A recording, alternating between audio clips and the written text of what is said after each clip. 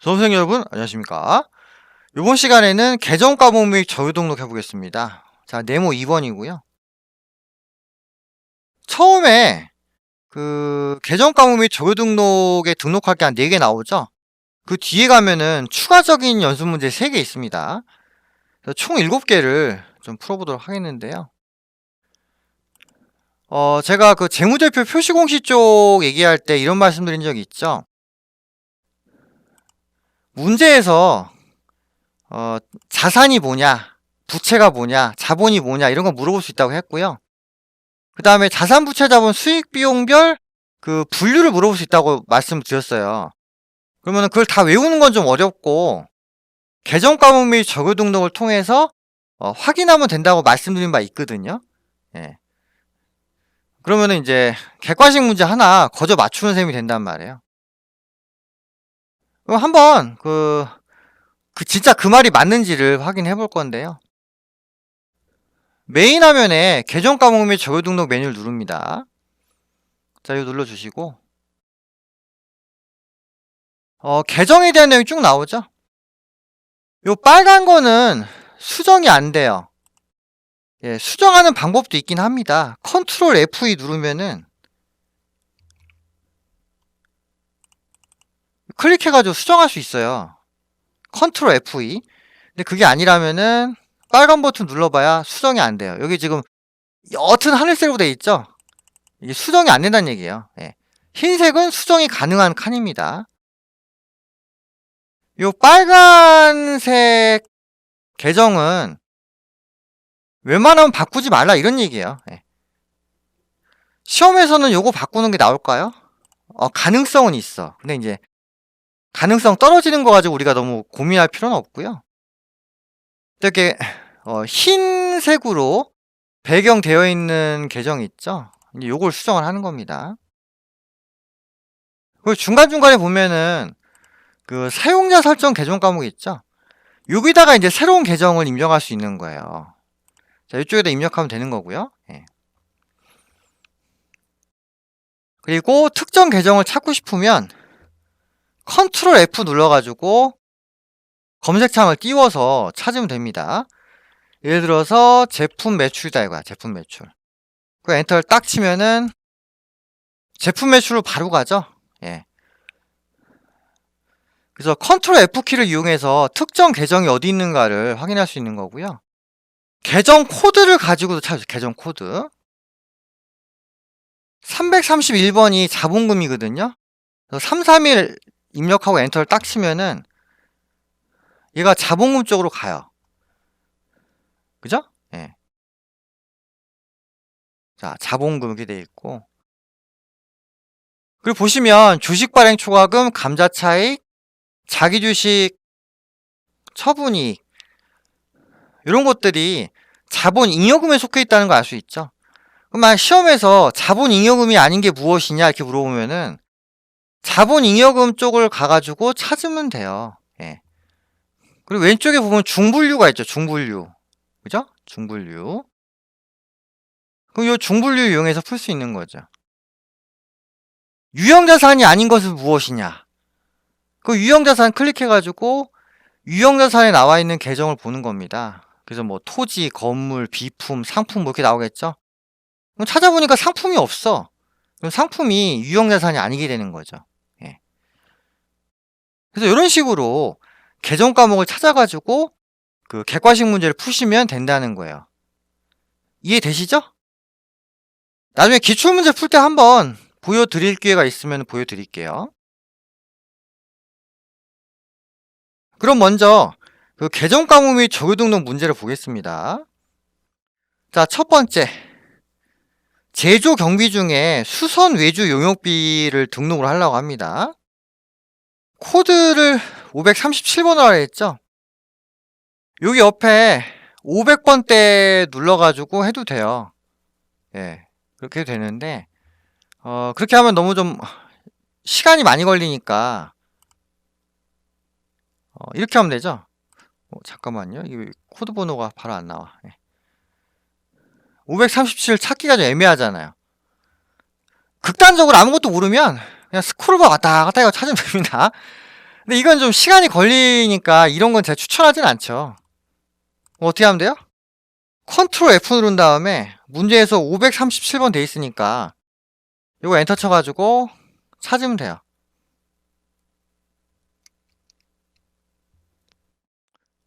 자, 찾아졌죠? 사용자 설정 계정 과목을 지우고요. 여기다 뭐라고 쓰면 돼요? 수선 외주 용역비 이렇게 하면 되죠. 성격은 제조경비 5번 이렇게 하시면 되고요. 끝! 별로 어렵지 않죠? 그 입력한 다음에 바로 밑에 칸을 클릭하시면은 넘어갑니다. 네, 이런 식으로 문제를 푸시면 되고요. 두 번째, 판매 관리비 항목으로 업무 추진비 계정을 설정하려고 합니다. 자, 컨트롤 F 눌러가지고 계정 코드 853번 입력하세요. 그럼 어떻게 되죠? 내려갈 텐데요. 약간 좀 버벅거리는 감이 있네요.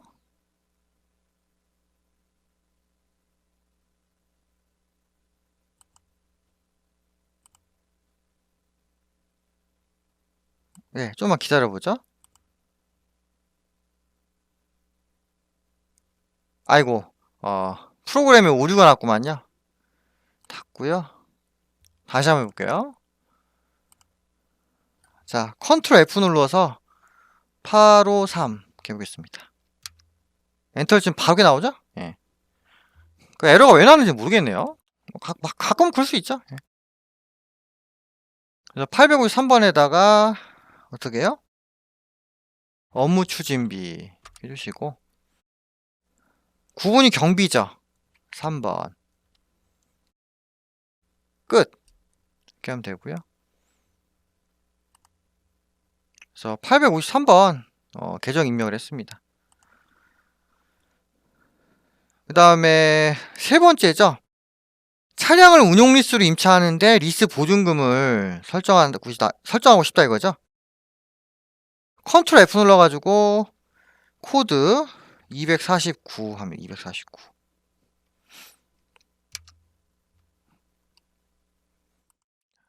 등록을 하면 되죠. 리스 보증금 이렇게 하시고 성격은 3번 일반이고요. 현금 적요 1번 입력합니다. 적요라는 거는 보충 설명을 얘기해요. 그래서 1번 하시고 엔터 친 다음에 리스 차량 임차 보증금 이렇게 엔터 딱 치고 입력하시면 되죠. 이거 삭제하고 싶으면 F5 누르면 돼. F5 F5 누르면은 삭제하시겠습니까 나오죠. 예. 이렇게 해서 세 번째 문제도 입력이 됐습니다.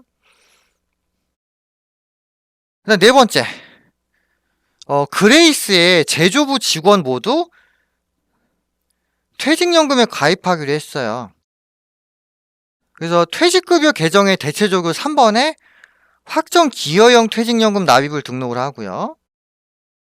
그 다음에 퇴직연금 운용자산 계정에 현금적유 1번에 확정급여형 퇴직연금 부담금 납입을 등록을 하라 기대 있죠. 예. 2개 등록하면 되겠네요. 참고로 제조부 직원에 대한 거니까 퇴직급여는 500번대 코드 500번대 그래서 제조원가 눌러가지고요. 자, 여기 퇴직급여 나와 있죠. 자, 여기 대체적으로 3번에다가 입력을 합니다. 3번 한 다음에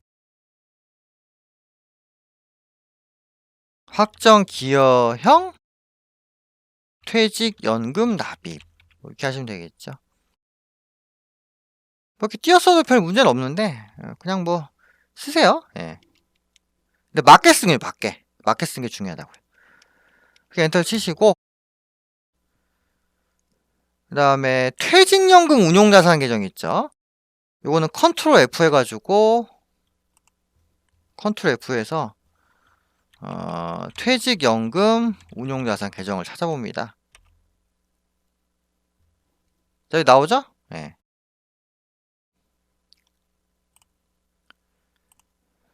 그래서 현금적유 1번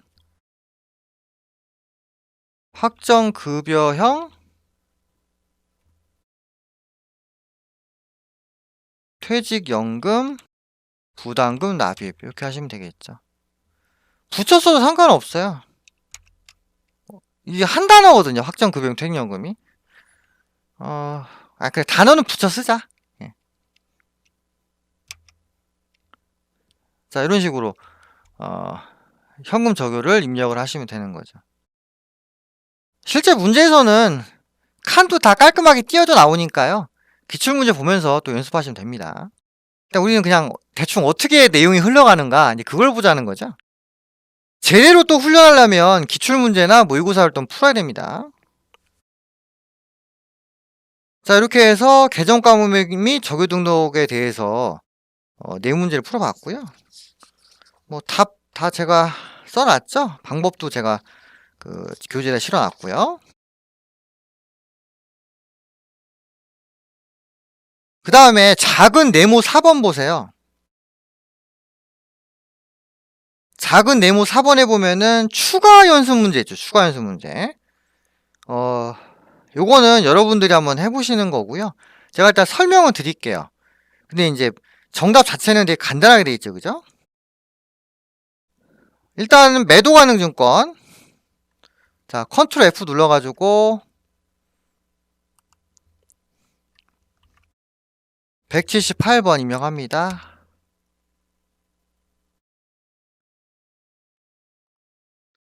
그래서 매도 가능 증권 대체적유 7번에다가 비상장 주식 매입으로 인한 보통예금 뭐 인출 뭐 이런 식으로 쓰시란 말이죠. 이거 등록하는 거 크게 어렵지 않죠? 네. 컨트롤 F 기능을 쓰면은 충분히 문제가 풀린다는 거고요. 두 번째, 판관비 임차료 계정 과목의 대체적유 7번 입력하라고 되어 있죠. 자, 요거는 컨트롤 F를 써도 되는데 판관비 쪽 가서 볼게요. 판관비 임차료 볼게요. 임차료가 어디 있냐, 여기 있죠. 네. 대체적유 7번에다가 임차료의 성급비용 대체, 자, 이렇게 입력하시면 되죠.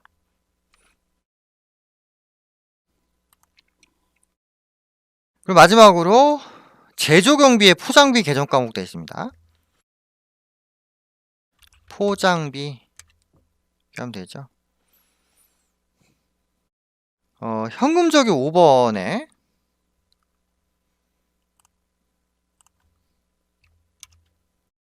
포장 라벨 제작비 지급 이런 식으로 입력하면 되죠.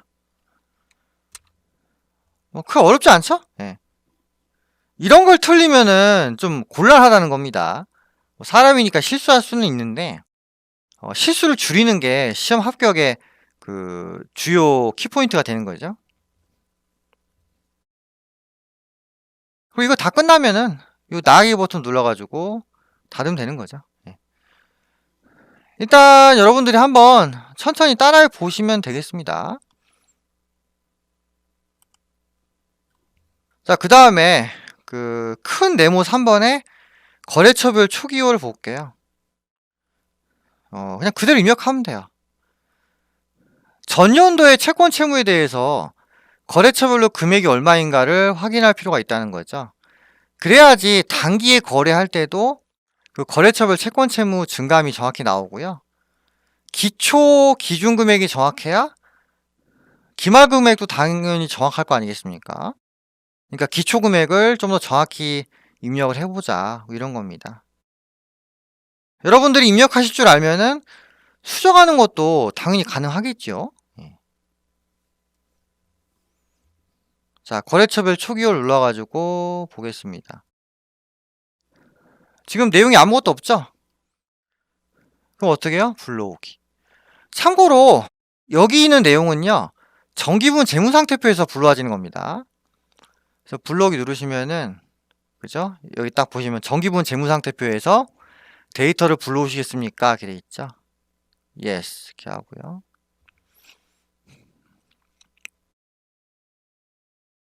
자, 보통예금.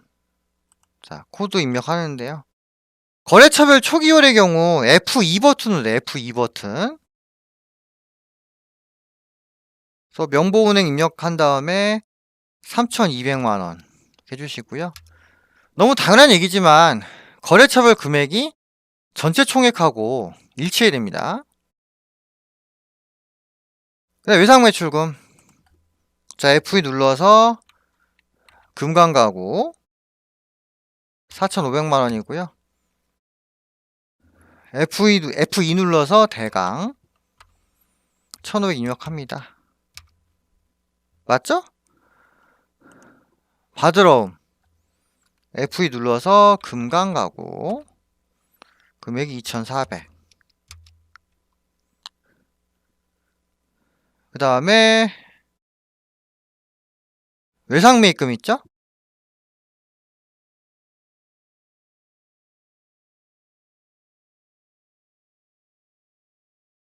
F2 눌러서 대강 2,500. F2 눌러서 왕명 이렇게 하면 되고요. 지급어음 F2 눌러서 왕명 2,600. 그 다음에 미지급금 F2 눌러서 대강 3,300.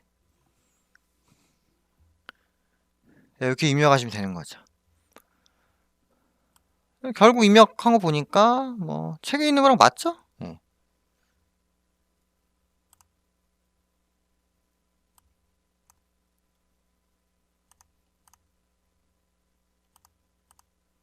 네, 다 확인되셨죠?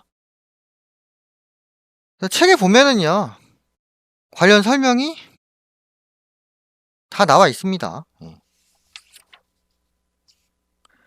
그리고 화면 하단에 어음 입력칸이 있는데, 어음, 그죠? 여기 F8 어음책 누르면은 입력하는 것들이 있어요. 근데 이거는 전산회계 1급하고는 좀 무관해서 제가 추가하지는 않았습니다. 그래서 뭐 받으러 클릭해가지고 여기 내용을 어음책 내용 불러가지고 쭉 입력하면 여기 등록이 되겠죠. 예.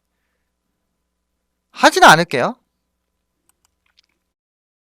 자, 이렇게 해서 거래처별 초기 2월까지 다 마무리했습니다. 그래서 챕터 4 마지막에 보시면은 이런 내용이 있죠. 전산회계 1급 기초종목관리 부분 배점이 10점이니까 아래 내용을 착실히 해야 되고요. 여기서부터 틀리면 심리적으로 흔들리기 때문에 다른 문제 풀 때 좋지 않은 영향이 발생할 수 있습니다. 기초종목 관리에서 출제되는 분야는 세 문제고요. 밑에 요 5가지 중에 하나, 5가지 중에서 5가지 중에 3개 나오니까 여러분들이 착실히 연습해 주시면 좋다는 거죠. 예, 그럼 여기까지 하고요. 다음 시간에는 본격적으로 전표 입력하는 걸 해보도록 하겠습니다. 그래서 일반 전표랑 메인 매출 전표 입력을 하는데, 메인 매출 전표는 부가세와 관련된 거고요. 일반 전표 입력은 부가세와 관련이 없는 겁니다. 그래서 이게 나눠져 가지고 연습을 해야 돼요. 나눠서 연습을 해야 되기 때문에 여러분들이 이제 좀 각오를 단단히 하고 학습을 하셔야 되지 않을까, 그런 생각이 드네요. 예, 그럼 여기까지 하고 마치겠습니다. 수고하셨고요. 다음 강의 때 뵙도록 하겠습니다.